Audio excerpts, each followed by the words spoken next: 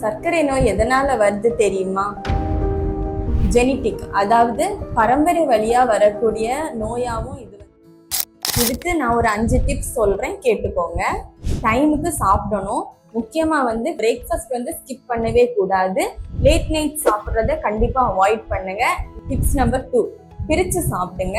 அதாவது இப்ப நீங்க காலமை, நண்பகல், மத்தியானம், மாலை, அதுக்கப்புறம் நைட், அந்த மாதிரி டைம்ல பிரிச்சு சாப்பிடுற மாதிரி பார்த்துக்கோங்க. Tip number 3, exercise. ஒரு நாளைக்கு முடிஞ்ச வரைக்கும் ஒரு அரை மணி நேரத்துல இருந்து 3/4 மணி நேரம் கண்டிப்பா எக்ஸசைஸ் பண்ணணும். அது உங்களால என்ன மாதிரி எக்ஸசைஸ், வாக்கிங் இல்லைன்னா சைக்கிளிங் இல்லைன்னா ஜாகிங், எந்த மாதிரி எக்ஸசைஸ் பண்ண முடியுமோ அதை கரெக்டா பண்ற மாதிரி பார்த்துக்கோங்க. டிப் நம்பர் 4, தூக்கம் சரியா இருக்கணும். தூக்கம் சரியா இல்லைன்னா சர்க்கரை நோய் நமக்கு ஏறி இறங்கி இந்த மாதிரி தான் இருக்கும்.